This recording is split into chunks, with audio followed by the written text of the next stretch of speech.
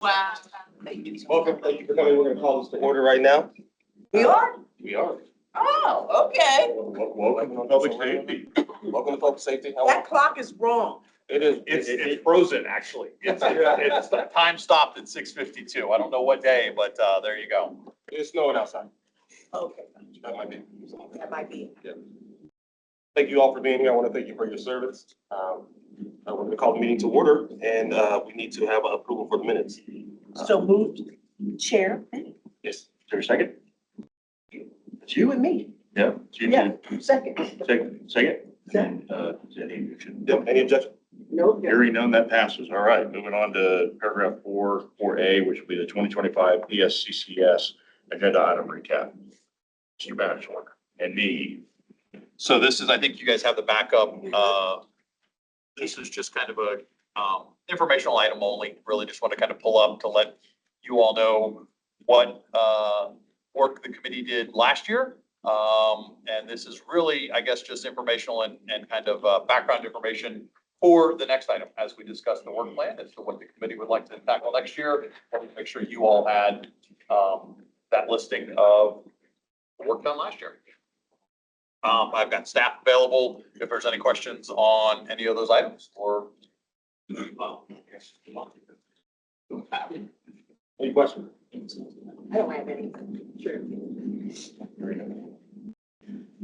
Hearing no questions, we'll move on to 4B. The Public Safety Courts and Civil Service Report Plan for 2026. Jason.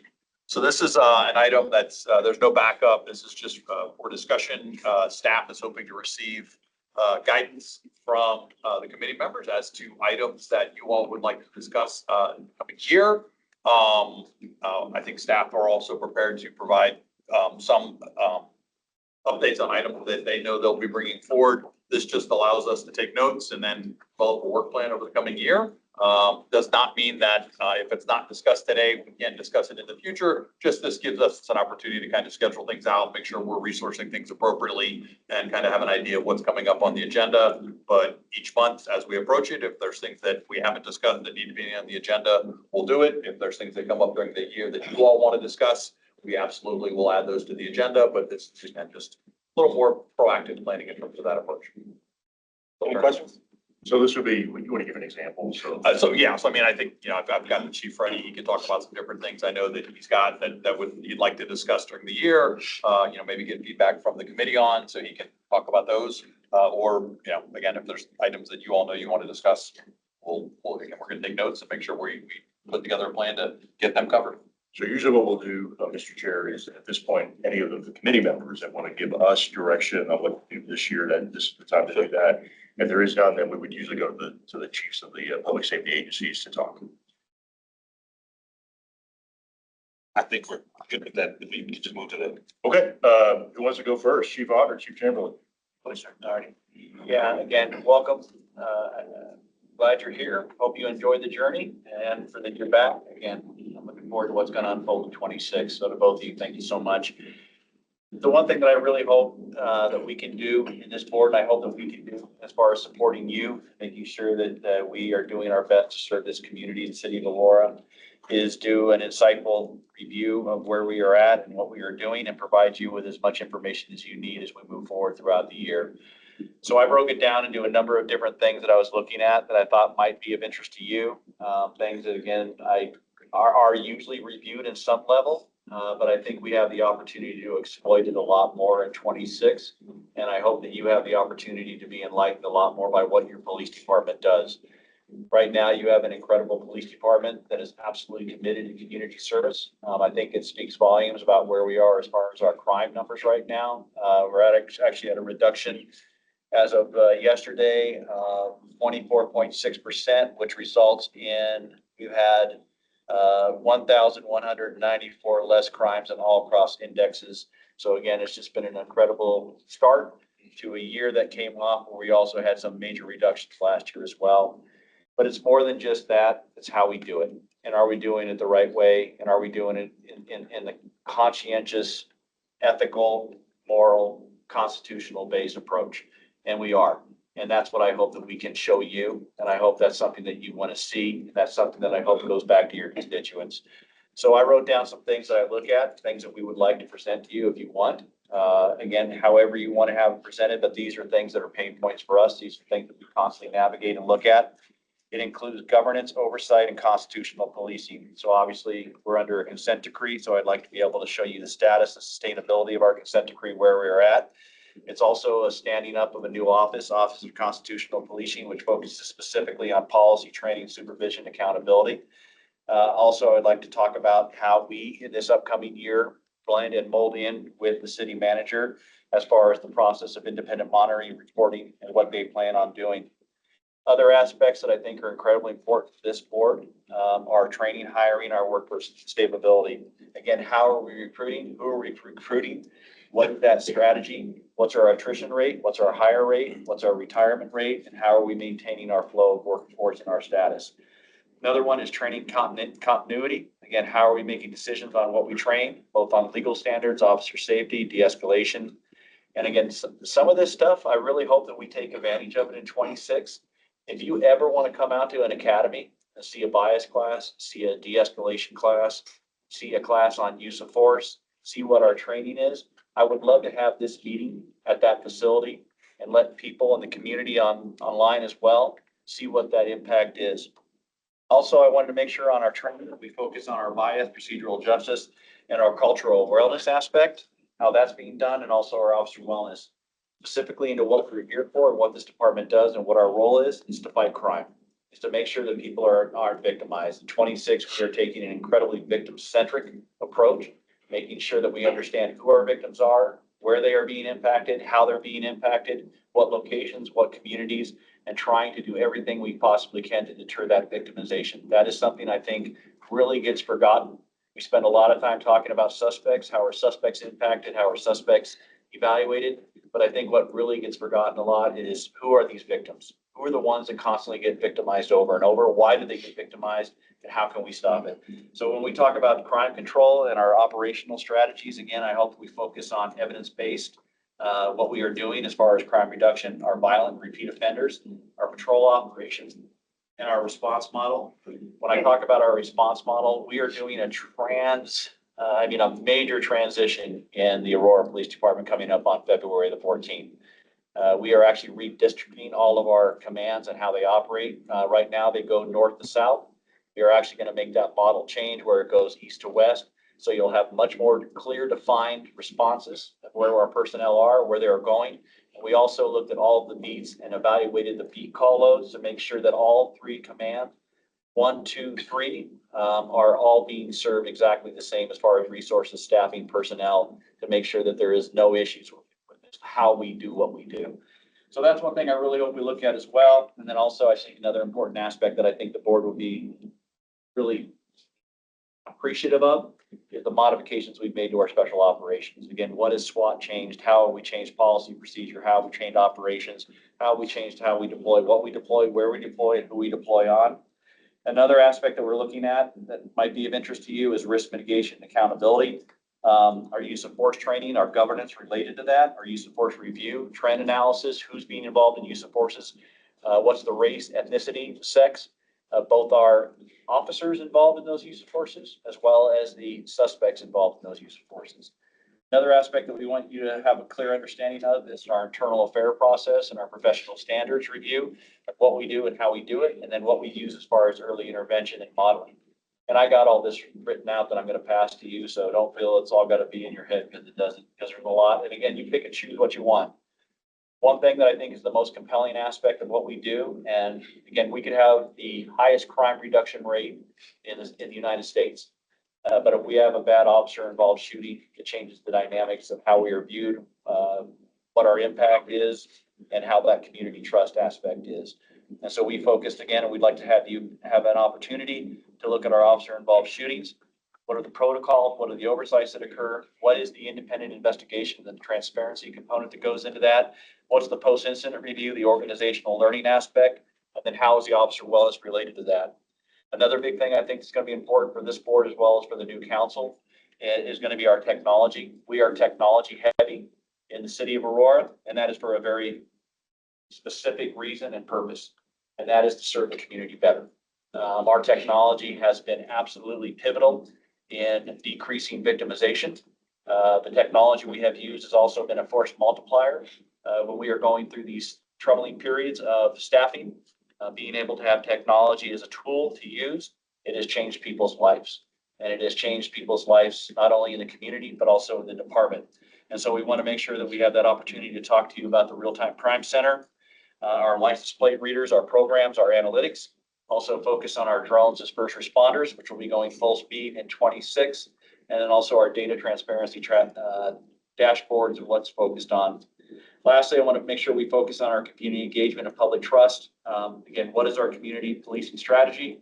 What are our victim services and support? How do we focus on constitutional policing, specifically First Amendment policing related to public assembly and management, which is something we're continuing with? And then also, what is our organizational sustainability and our future risk? We do have risk. We got to focus on our budget, our staffing, our resource alignment. We are doing a lot of civilianization of what our operations are and how they impact it, and then that legislation impact. So that's what I hope. And then I broke it down into different quarters. Again, this is all if it's something you want or don't want. But those are the things that I would love to see, to be able to have the opportunity, besides just the crime reduction, how do we get to that crime reduction? And then how do we get to that crime reduction and making sure that we're doing it properly, making sure that we're doing it ethically, making sure that we're doing it constitutionally. Again, for me, it's not just about the reduction in crime. It's about how are we achieving those goals? And that is something I want to make sure. There are pain points in this board that I hope that we have discussions back and Oh forth. my gosh. Our staffing, somebody was thrilled with that. Hey, Debbie, you're unmuted. Debbie. You, Debbie. Our staffing is an issue without question. Our budget is an issue, what we are achieving, what we have to go. We started out already. It's budgetary issues that we're navigating and going through. Our logistics, our facilities. Again, there's some major issues with where we are as far as our facilities and as far as what we are doing with that. All these things I hope come out over the year. I hope they're points of interest, but also I want you to know that this department, like we are here to serve our community. We are here to serve you as conduits to your community. And so that's what we really look forward to. And that's the opportunity I hope that we get to talk about and discuss. What do you think, Chief? Mr. Chairman. Okay. Yeah, Chief, one thing going forward in this year, if we get reports concerning positions that you reallocated as civilian positions. Yep. And how we're doing on that, so we can get our post-certified officers, out in the community. I definitely do that right now. Again, just to give you an awareness of where we are. That this goes both for our sworn and also for our civilians. On our sworn, again, we are authorized for 748. Right now, we are at 712. For our civilians, again, we are 216. We are at 205. So we're down 11 on our civilians. The civilianization is what we did with our business services last year. We completely changed that. That's something that we also hope to do. Again, I do want to make sure that we look at this as we talk about where we are at. We are not anywhere near our authorized. That's something we still struggle with. We have an academy that's graduating very soon. It's going to put us to 746. 748 is our authorized, but we will not be anywhere near full authorization until the year 27. Because every time a body goes into the academy, goes through training, it takes about a year to put them out into production. So when we talk about civilianization, when we talk about being the opportunity to get somebody to go to crashes and things like that, that gives us the opportunity to increase our staffing, to decrease the load on our patrol officers, but at the same time, let us work towards the goal of getting towards completely authorized. The one thing, and I know you're getting a lot thrown at you, and I apologize, but I think this is really important too. Even staffed at 748, back in 2020, this department was at 770. So we are still below where we are. The crime has gotten more dynamic, more challenging. We are doing an incredibly job as far as keeping it down, making sure it's a safe community, but we are nowhere near the staffing level that we should be. So that's something we'll definitely report on as much as you need. So is 748 the authorized strength now? That's the authorized, correct? So if we take, right, if you subtract out individuals on workers' comp or injured. So when it says 712, that doesn't mean 712 on the street. That's again, that's including folks in the academy. That includes folks that are on light duty, folks that are on military leave, which is to his point of, we probably won't have in production that 748 until next year. Yeah, May of 27 is when we actually hit the first time.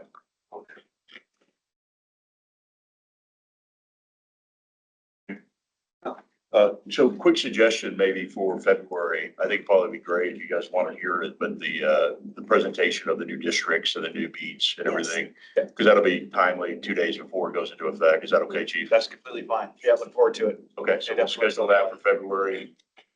Yeah, perfect. All right. Chair. So Chief, we had talked about last year possibly even expanding to 4 districts. Is that anywhere on the horizon? I hope it's on the horizon. I think it's needed. That's one of the reasons why we redistrict all the commands that we have, and we went again from north or east to west that direction, because now what we can do is we can split it down the center. And so we can do a north, a central, and a south district, and then we can do a northeast, a central east, and a southeast.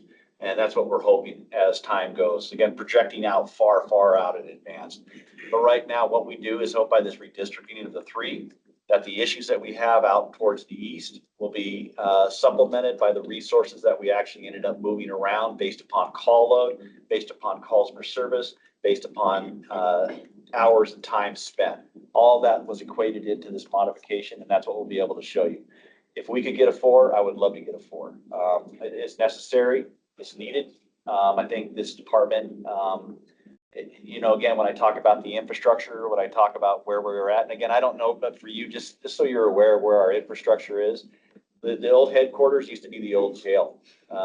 District 1, it used to be an old military base. I think probably Audie Murphy went through there. I don't know if anybody knows who Audie Murphy is, but I think it's where Audie Murphy went through. Number 2, District 2 is an old bank building, and then District 3 is basically a hybrid of fire, a library, it's communications. It's really one floor. And so again, our infrastructure to support our department has been lacking, and I'm going to be very open about that. And I hope that that's something too. Again, long-term strategic planning is in place, and I hope part of that strategic planning is going to include a District 4. Because right now that's the service component that is lacking a little bit up in the area of 4. Well, Chief, I think all those things that you're doing are force multipliers in terms of the number of personnel, equating to the number of personnel every time you civilianize a position. You put an officer, you activate an officer on the street. And then is in technology as well. So updates on technology, how we're doing on drone, how we're doing on facial recognition. Yeah. And how in the other systems, and the new center and how these things are making a difference. Yeah, and again, if I could take just a second, because that technology component has been absolutely pivotal in, again, as a force multiplier. And I just wanted to give out some numbers real quick on that. So year to date, what we have done with our real-time information center, it just got stood up last year. As of December, the activations that we've had in that, again, we've had 564 active things. Year to date has been 4,220, which means that's been our real-time information center. Our officers sitting there, they've had activation on flock cameras. They have activation on stolen vehicles. They've had activation on missing plates. They've responded to calls for service in the area without an officer having to go. Those are the things that have been the absolute hugest impact of where we are and how we are maintaining our reduction in crime, and then also doing it with less personnel and less staffing. They have gotten 18 stolen vehicles. They've gotten, again, this is in December, real-time information center. So when you get a chance, I would love to walk everybody through it so you can see it. In our real-time information center, it uses cameras, it uses technology, all of those things. They have basically got 121 evidence-based things that have led to convictions and arrest. They have cleared 25 calls for service just in December. And I know that doesn't sound like a lot in December, 25 calls, but that's 25 calls officers didn't have to respond to. Because the technology in our cameras, the technology in the flock allowed our officers in the real-time information center, 2 officers, to look at that and say, hey, this shooting call that came out or this trespassing call, there is no evidence of it and we can clear it now. That is absolutely huge. What they did last year on those calls cleared was 262. That was 262 calls that officers didn't have to respond to. That's absolutely amazing. Stolen vehicles, like I said, this year in December was 18. Last year, they got 312 stolen vehicles, which is a huge part of our reduction in crime. Drone responses, our drone program is going to be at its full robust standing, I would say probably by Q3. All of the drones, almost every aspect of the city of Aurora will be covered by drones. Again, they responded as first responders to 37 calls in December. Year to date, they've gone to 135. That means our drones have been able to fly over location. They've been able to do proactive. They've been able to basically do what a foot beat, what a bike unit does without having to take the allocations of employees and resources to do it. Our flock system has been integral to our crime fighting. There is no getting around it. Flock is the foundation of stopping victimization. And I mean that sincerely. Right now, the flock is hit on over, again, when you look at the plates and what kind of information it gets and how it does, we've had attempt to locates, we've had 200,684 hits on that. We've had 186,000 hits on misdemeanors. Sex offender hits, where again, our officers have been able to respond if a sex offender drives through, that's been tagged. There's been 51,341 hits on that. On local warrants, we had 5,765. On warrants overall, we've had 5,373.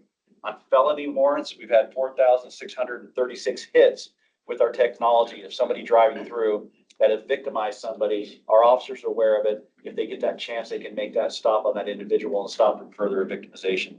It has been used in felonies up 259 times. We've had violent persons that have been connected 116 times.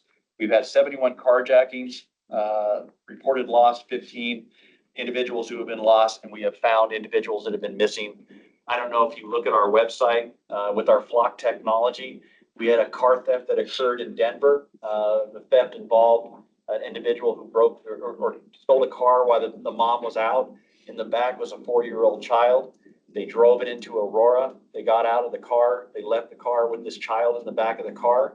Who knows what would have happened in any case, but we were able to get on that car immediately. We found that car. We found the child in safe position based upon the utilization of this technology and this flock technology. So yes, the reports on technology will be intense. They are completely scrutinized. We are ensuring that we are doing everything ethically possible to set up the guardrails that these work effectively and do a positive. And they have had a huge impact on reduction in victimization. Just last thing, Mr. Chairman, updates on the SAVE program as we go forward this year. Yep, SAVE program. Again, we've had some incidences recently, a number of shootings and a number of potential retaliations. And we are moving forward with that. Again, we have partners in the Aurora SAVE. I don't know, Jessica, if you're here, Lisa's here.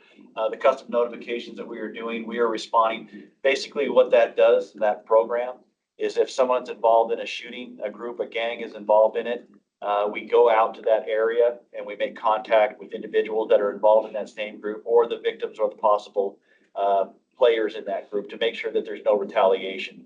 We also not only just challenge them, but we give them an opportunity to take other alternatives. And hopefully what that is really doing is stopping the violence before the violence occurs. And so that is a big part of where we're going. Reaching out with National Network, we're trying to do a work order based upon a decreased level of involvement, but continue to provide the stability of having the National Network. National Network is a group that comes out of John Jay College. David Kennedy is kind of at the front load of that. Multiple cities throughout the United States, including Baltimore, Philadelphia, Sacramento, New Orleans, use this National Network models as far as intervention, prevention component. And that's something that we are going to really focus on again as we move into 26. Question about SAVE, Jessica. Are we now requiring those that are on probation or parole to participate in this program? I know we had talked about it last year. Is that in effect now? To an extent, and thank you, Mayor. I was going to suggest we do regular updates on SAVE as well. I know some of the newer council members have asked me questions about it so far. So we were requesting or requiring them to come to the call-in, not participate in the program. And so there's conversations ongoing with the 17th and 18th about what that means, and providing referrals, and they participate in our law enforcement working group. But there's not a requirement that anybody that we custom or identify takes services, we offer them, and we're tracking the number that do take services. And then we're working towards what type of services are most effective. And so I must have misunderstood because I thought that was conditional on probation. No, it was that they go on to the call-in to receive the message, and do that. So that's what we're working through. We figured that out with the 18th, we're working towards that with the 17th. They could require different things for them, but we don't have control of what they're requiring essentially. We can And make that is something that suggestions. we don't have control over. Again, the 17th and the 18th has that. And I'll be honest with you, it's been one of the huge sticking points of success of Aurora Save, specifically related to call-ins. Because if there's nothing there to give them teeth to have to sit in that chair, the majority of them aren't coming. Yeah. And so when we do the custom notifications, again, having that opportunity to reach out to them without any involvement by 17th or 18th, we're getting really good work. Because again, the team overall is making it happen. The only landmine that we have right now, the only pain points, is that the 17th and the 18th are non-committal as far as saying, hey, if you're on parole or probation, you have to go sit in this chair and hear this message. And I don't think it's going to get better soon. And so I think what's really going to happen quickly, or as we continue to evolve, is to make that analysis. Are these call-ins worth the squeeze? Because if we're not getting people there, we're going through a whole bunch of work to get there. We're doing a whole bunch of, our department, again, Lieutenant Baumgartner is doing an absolute amazing job of identifying individuals that have the highest propensity of violence, either being killed or killing somebody else. And we go through all the process, but then when we can't get them in those chairs, it's really, why are we doing this? Yeah. And you're only getting one or two. Again, I don't think we're at that point where we have to throw the flag up now, but I think we're at that point where we really have to say, okay, where do we have to pivot and look at another alternative to continue with custom notifications or do something else, as opposed to trying to keep the title of a call-in when the call-in really is not being supported by anybody other than internal people right now, by our department, by our city. But as far as the 16th, or I'm sorry, the 17th and the 18th, there is very little support of getting those bodies in those chairs, which is really tragic, because this is not a punitive thing. This is a thing that could turn somebody's life around. Right. And for whatever reason, they're putting up an incredible amount of artificial barriers that's not allowing for that to occur. I'd be very interested to see how that pans out, because to your point, what's the point of doing it if people aren't participating? The call-in is only one aspect. That's only one It's aspect. only one aspect, Yeah. but I The mean, other it aspects are pivots to fun. other things too, Yeah. so it feeds Yeah. into other things too. And to your point, to be participatory, it helps, like you said, it can literally change someone's life. So I'd be interested to see how that. And the other aspects of Aurora Save are thriving. See, over half of folks that we reach out to accept services. So that's the metrics That's great to hear. that we're tracking, and that's something we can update when we come here with regular updates. Yeah, I'd be interested in that. Thank you. And I'm gonna take you up on that. I hope. Yeah, I really do. I hope. Thanks, Chief. Yeah, technology is absolutely imperative. I'll be there. Sounds great. Look forward to it.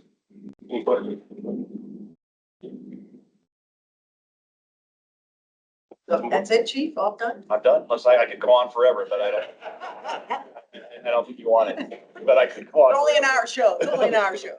You seem passionate about that. I I'm am. here for it. Chief Lund. So historically, the only real agenda item that we've had standing was the attrition numbers, and historically, over the past 3 years, those have gone down significantly. Our attrition rates have gone down. We're happy to continue to do those. They're not a super heavy lift. They're typically on consent, and we just go over them. So the majority of my involvement in this meeting historically has been in the end of it, right? So highlights and just things of note for our organization. That typically revolves around kind of 3 categories. So our people, like what's happening with the members of our organization, the programs that we're running, whether those are programmatic changes or expansions, those kinds of things. And then what are the future plans? Like what's coming down the pike that you need to be aware of and that the community cares about, you might get questions about. So we we try and share those. I do have a list of items for updates that I'm happy to share with you. They're really within those three categories. And it can give you an example of the kind of things that we typically would present at this committee meeting. So if it's okay with you, I'll kind of run down that list and that way you're aware of what those things are. So Station 9, which is our fire station in Mexico, is reopening. So that was one that was scraped and rebuilt. We will have a grand opening celebration from 10 a.m. until 1 p.m. on Saturday, March 7th. So mark your calendars. This is pretty exciting. Would like to obviously thank facilities for all their hard work and really bringing this to the surface. The city manager for finding the funds. There were some significant engineering challenges with that building. It was literally falling down. And so the renovations would have been successful or unsuccessful without a significant soil renovation and foundation work. And so that station is going to be reopening. And so that'll get us back to our regular coverage. From a programmatic standpoint, we're pretty excited to look towards February as our potential launch date for a program called MD Ally. And as you may or may not know, we used to have a nurse navigation program in partnership with Tina and her crew out of the 911 center that would steer hyper low acuity or sort of general practice medicine cases away from the emergency room and the 911 system and connect them with healthcare professionals who could kind of guide them. MD Ally is the newest of these programs, and it's really a significant upgrade from where we were before with nurse navigation, as callers will be able to connect directly with a physician instead of a nurse. And that physician can do things like prescribe and send medications directly to the home and have them delivered. It eliminates ALS transport fees. It eliminates registration fees at an ER. So it really meets some of our community members where they are and limits some of the expenses, as well as limiting the demand on our infrastructure, right? So we implemented a program, Councilmember and Mayor, remember, Right Response Program, that really looked at how we were responding to the community in an effort to match the right resource to the right call type. This is just one more step in that so that we are appropriately using the resources and that we have better reliability for really high acuity calls, emergent issues that pop up, so that your closest unit is available for that. From a personnel standpoint, right now, we are currently at 462 out of 477 authorized positions. We do have planned recruitment for the first half and second half of this year.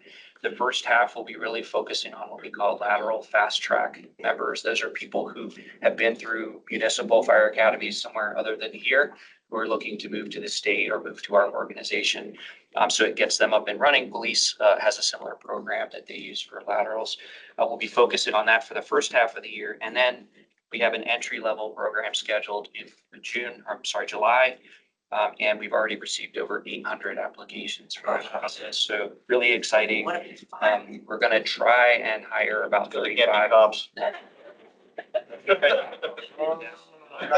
There's the cell. Get into the phone. testimony. Ruben, We'll get into there the it is. testimony. I didn't say anything when you were talking. I have a sticker that I gave you. Yeah. It's all about test scores. I'll fill you in. We're looking to hire about 35 and try and get 35 into the academy. We do have some significant attrition rates in the academy. I would argue that our academy is the best in the country. And if you can make it through the Aurora Fire Academy, you can make it through any fire academy nationwide. So we plan for that attrition. City manager's been super supportive of making sure that we get the highest quality people graduating from there. You're more than welcome to ride with them. The mayor rides with some frequency and gets to see them in action. So that's the plan right now for the first and second half of the year.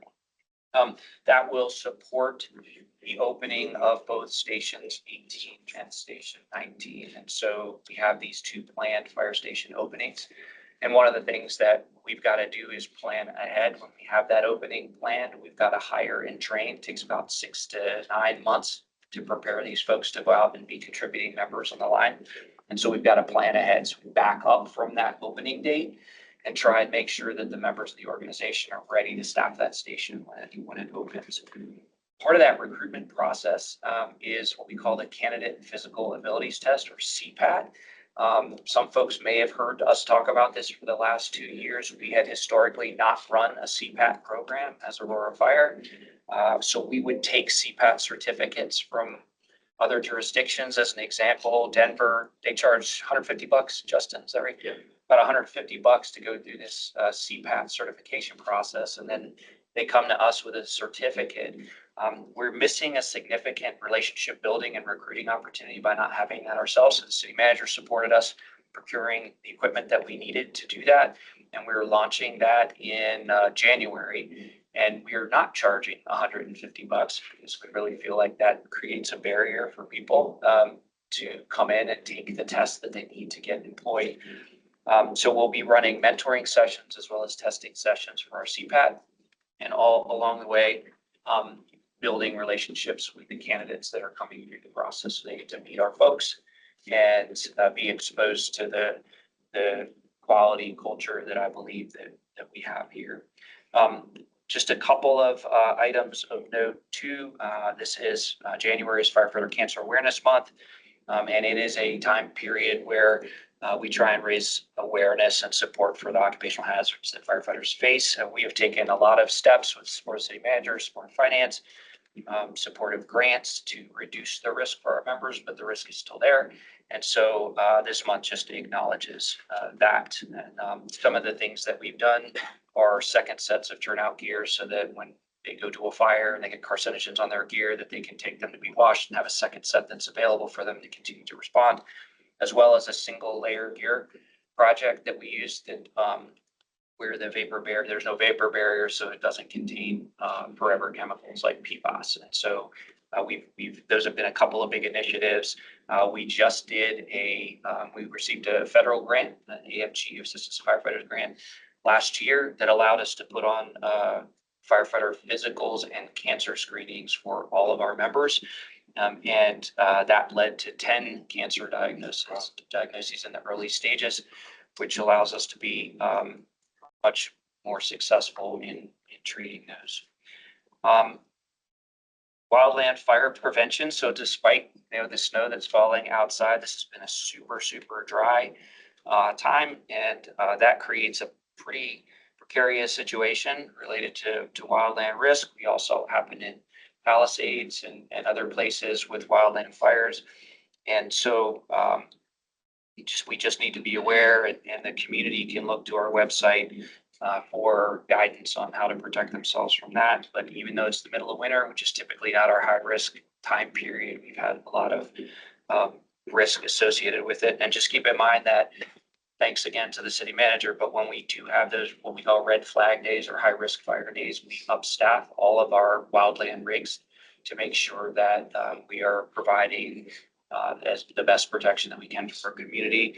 I did get a question in here about, are we prepared for a Palisades fire? I think it's safe to say that nobody's prepared for a Palisades fire. We will do the best we can.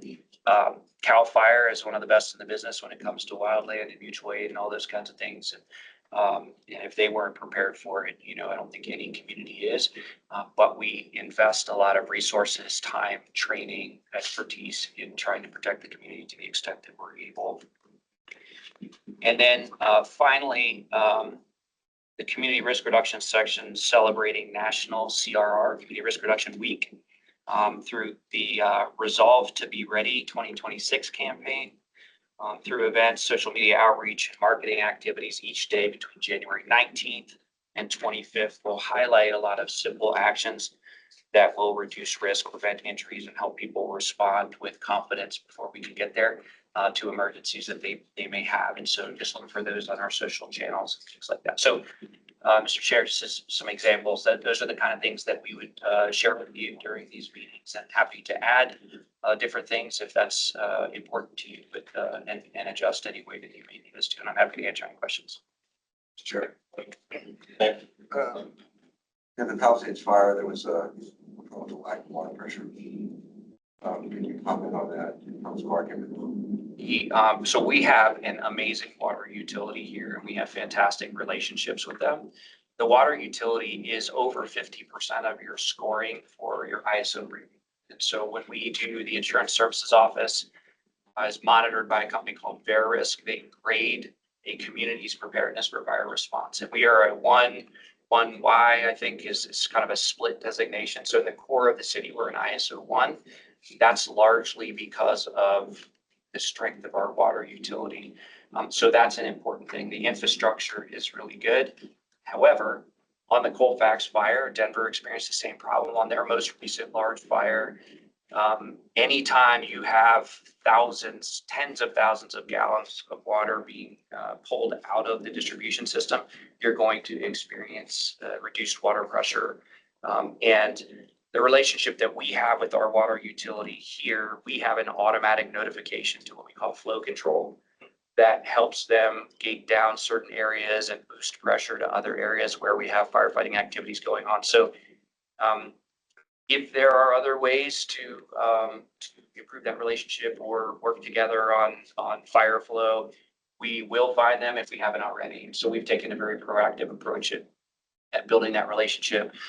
We don't stop there with water. We also, over the last year, established a relationship around our water infrastructure outside of the actual physical borders of the city. So we have really, really important infrastructure all throughout the mountains, right? These buckets of water that store and distribute water to our community throughout the year. We are now involved in protecting those assets as well. So if there's a wildland fire or any other fire that's threatening that infrastructure, we'll send resources out there to make sure that our interests are protected beyond the borders of the city.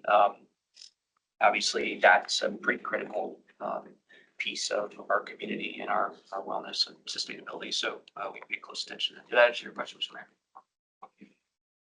And Chief, your team will continue to send out the invites, for example, for the Station 9 opening. Oh, yes. Send it to the council and to the other staff. Yep. So just letting the new council know, they don't have to go. No, put you up don't have to with it. write all this down. Yeah. We will be sending, I just don't want you to be surprised by having something pop onto your calendar and you haven't heard about it before that. So we don't like surprises for you all. And that said, anytime between these meetings, if you have questions about things that are going on or you're hearing something that doesn't feel like it fits with the philosophy we've discussed or your expectations, you're more than welcome to reach out. I know the city manager loves to be aware of that stuff, but he may route you to me as well, just so we can get that cleared up. Thank you.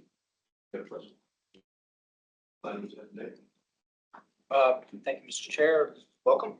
Look forward to working with you on any thoughts, ideas, questions, concerns that you may have about work itself or more broader context, criminal justice, things in the way of programs, ideas, thoughts, questions, concerns, either from you individually or from full committee members or the new council members. I would extend the same invitation. I think the chief, I'm going to piggyback on your idea about hosting this meeting over at Capstick. Same thing for the court. We may have to wait a little bit because our probably best location to host the meeting is our jury assembly room, which is under renovation. Chief Gibbons, through the direction and support of Candace, the court administrator, is doing an amazing job of coordinating that renovation project at the jury assembly room so that we have more room for our jurors and we become ADA compliant with the jury assembly room. So hopefully when we do get that project completed, we can host, if you wish, Mr. Chair, over at the courthouse as well. We welcome to extend that invitation. Nothing more than that, other than welcome. I look forward to working with this committee and your leadership of this committee. Thank you, I appreciate it. Absolutely. Always hard going. Great. Yeah, and I extend the invitation to come out and take a look at it now that we're hosting those sessions out at the Navigation Center. We had true first session of HART yesterday. Great attendance by participants. And we're excited to be out there. We're still finalizing the room that we'll be hosting the sessions in through the support of Jessica, her team, and with the advanced folks. They are finishing up the renovations for that particular room. But we're excited to be out there. I think all of the participants of HART and even people who are considering the HART program are excited to hear about the possibility of being out at the Navigation Center and the services that are provided out there So I, again, extend the invitation for all of this committee or the council members who wish to come out and take a look at the program. We're holding those every Wednesday. The best, I think, time to come out and take a look at it when the sessions are actually taking place is about 2:30-ish, depending on how long the staffings go. And I think that's probably pretty accurate. About the 2:30 time is about the best time to come out and take a look at when those sessions are taking place. So thank you for the question. Good questions. For Administrator Atkinson. Hi, welcome. Really, the only thing that I report currently in this meeting is domestic violence updates, where we're at with the caseload in the backlog of warrants. So we report on that. And I am also over the detention center, and everyone is always welcome to come and see us. And I think Judge Day will be happy. We just went paperless in the traffic court, which is our largest court. And hopefully we'll move soon to the other courtrooms, but things are going very well. And I think Judge Day is very pleased with the program. Very much so. Love that. Long time in the making and very excited about it. It's probably the best way to put it. And it's going Need to well. stop hearing about it? Yeah. Yeah. The work that our court IT team has done in putting that system together, which I think personally, once you see it, if you take a look at it, and once you get the feedback from the people that are actually using it and people that are experiencing the court sessions, the efficiency that it's going to increase with the court, you're probably going to hear nothing but positive feedback from everybody. I think it will be industry standard. Once you take a look at the system that's been built, the Tylers of the world, the other court systems that are out there around the country, I'll bet you they'll be calling. And Judge Day had a relief judge come in, and she works in other courts, and she said it was way better than Tyler or full court. And she was very pleased with it. I'll have to take a look. Any other questions? Chief Public Defender. Thank you, Chief, Chair, almost called you Chief. Welcome. I'd like to just first give some kudos about something that our court did in 2025. Back in December, we had a warrant fresh start event, and thanks to the support of this committee as well as the chief and Judge Day and the city attorney and Julie and Pete and Julie and Candace and her team, we were able to help folks get their warrants canceled and reset. The stats were in total 73 warrants for 56 people. 3 cases ended in a plea or were resolved by plea. There were 3 dismissed, and then most of the warrants, 53 of them, were after people had walked in, either at either location, and then another 20 were canceled for folks that we were able to contact in custody. So for the first Fresh Start Week event, I think it was successful, and so I thank everybody who participated and assisted with that. As far as the year ahead, I guess for many of us, or at least for my office, one of the things that's been top of mind is really the recent Supreme Court decision concerning preemption in municipal court. I'm sure the city attorney can get you up to speed on that. But that's sort of taken a big chunk of time here right at the beginning of the year. I wanted to tell you, Councilmember Hancock, we are going to be sending out invitation for an open house at our office so that we can invite all of the elected and all of our city leadership and community to come meet us and find out a little bit more about what we do and, maybe more importantly, what our commission does. Because after you and I had spoken, I think probably how you felt was consistent with many other council members then and maybe now too. So we're hoping that, you know, this is a way for us to, you know, kind of show you around and in a somewhat personal way. So we'll be sending that out. We're hoping for a February date. So keep an eye out for that. And then, you know, Chair, generally, I don't have a regular update to this committee. I would, you know, like this year to ensure that we get on an agenda for a presentation at some point during the year. I know that we've done that in years past. We didn't do it last year. And, you know, there's a number of things that at least are on my agenda to do this year.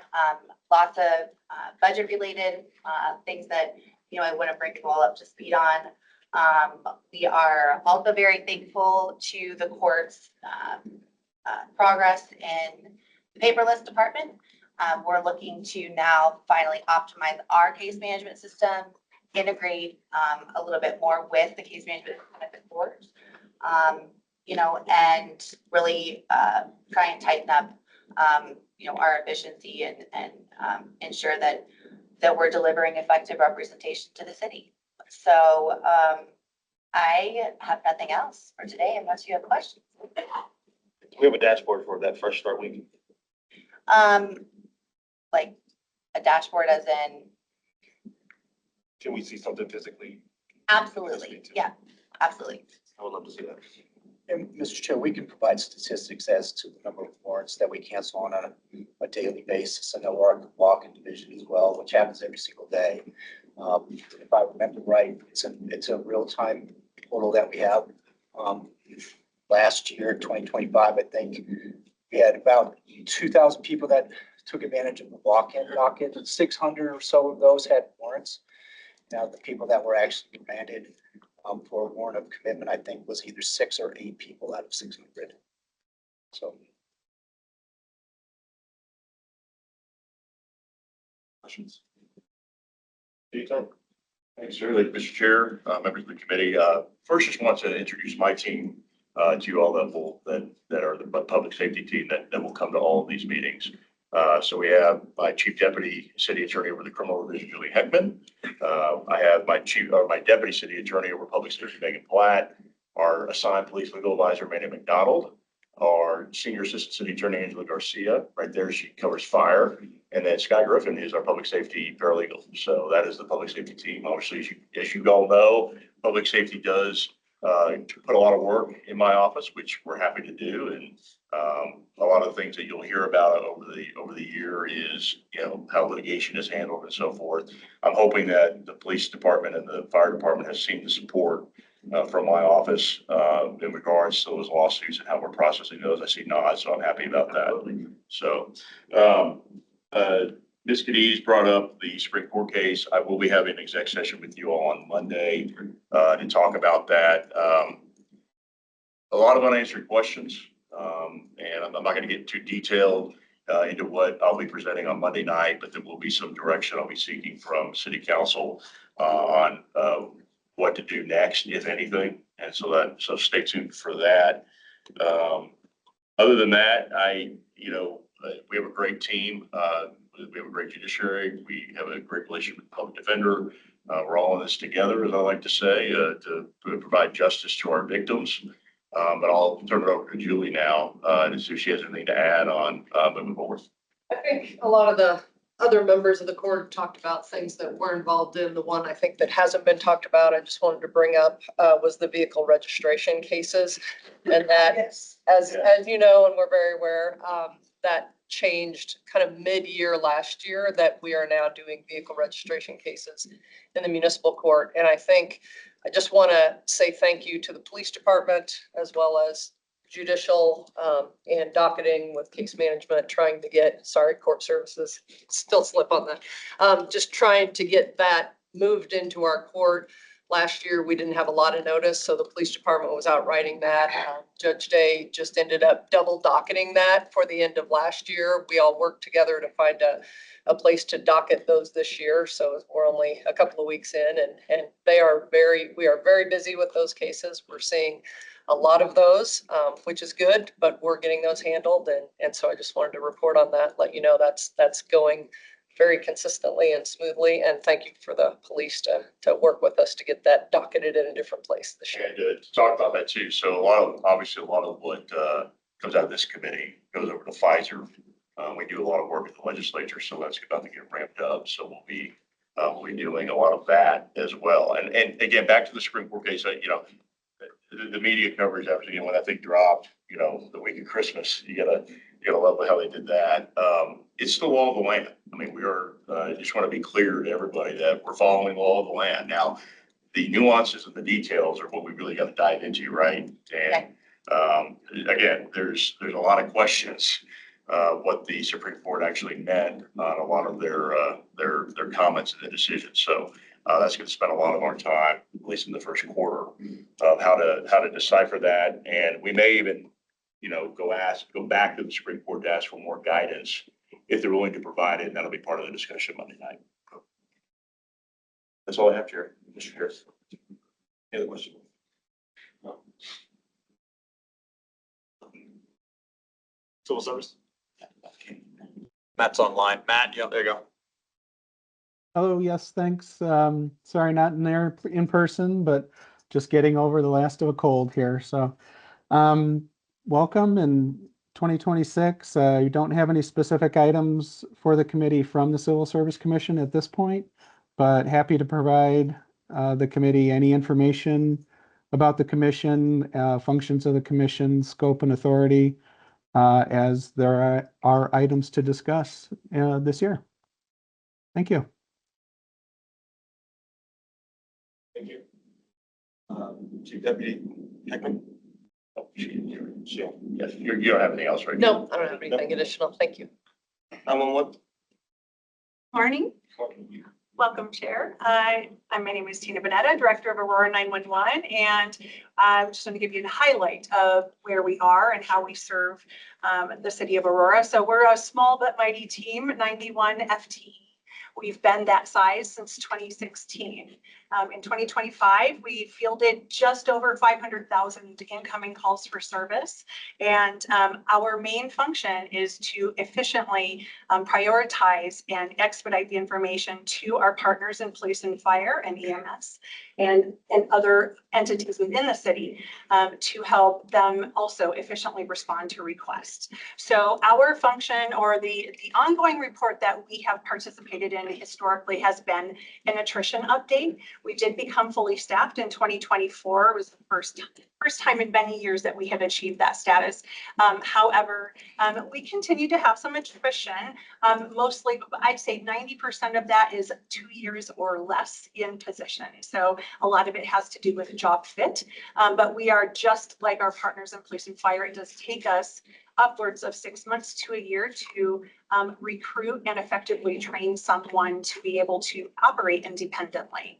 Our 2026 goals are very simple. It's about right sizing how we provide service and our accessibility to the community. So we are launching 2 projects. One of them is the onboarding of a new call handling system called Carbine Apex. It is the first cloud native platform within the city related to public safety. And it's going to allow us the opportunity to not only provide like AI assistive automation for lower acuity non-emergency calls, but it's also going to provide us resources to immediately bridge language barriers through translation, transcription, and bidirectional voice and text. So we are fundamentally changing our workflows this year to become more accessible and honor the time of our residents and visitors with more, just give them more respect for their time. For issues that they're calling the non-emergency line for, you may hear about queues and wait times on the non-emergency line, and it's because the same number of professionals who are answering that line are also answering 911, and we must prioritize that. So adding in automation is going to fundamentally change the landscape for how our community engages us and allow us to meet them where they are in real time. We're also working with our partners to share the technology that we're onboarding and the benefits of it with our field responders so that they have access to those same tools. We'll also be onboarding Rapid SOS. We've had them as a partner and they've helped us with location information and a number of things, but we're upgrading our platform there to also give us more robust real-time information and access to data that we will then funnel out to our field responders as well and share with them. So the real-time information center is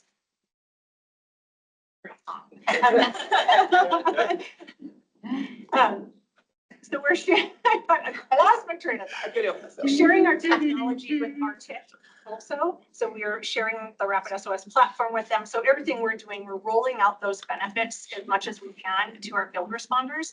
And that is going to result in a greatly reduced amount of wait time for our residents. So we're really looking forward to that.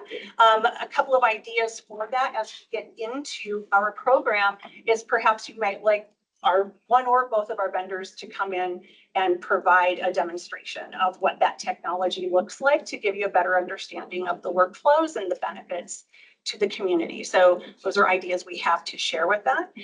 Additionally, we're supporting all of the efforts within police and fire. So we're very much a partner with the MDLI onboarding initiative, making sure that we are assisting and supporting police and fire and being able to right size their response as well. So when we're using all of those efforts together, it's allowing all of us to work smarter instead of harder, and it elevates our level of service. And where are you located? We're located in Talon's Reach, and it's kind of like a sardine can, but a little bigger than a sardine can, but we might be busting out of the seams of it. So You're in District 3, as Yep. Chief was talking about, just so you, for The your. fire and police department, they're all squished in that way. we're squished in there. And so I was thinking about it when we were offering places to meet, and I thought, well, maybe our training room, but I was counting heads and I'm not entirely sure we don't fit in there. So, but we always welcome a visit and a tour. Happy to show you around. Yeah. Love it. Any questions? It's her cake No, company. I work with them though, not at all. That's great. Anything miscellaneous or matters for consideration? The hint was taken. We will implement walk-up music for all speakers from now on. And there we go. So everybody can pick their own walk-up music. There we go. All right. It was very miscellaneous, but it was. That was awesome. That was very miscellaneous, That was yeah. awesome. Guy always does have the best ideas. You never know. You never know what the season will bring. So our next meeting is February 12th, 2026 at 11 a.m. What's that, John? We are adjourned. All right. Okay, bye.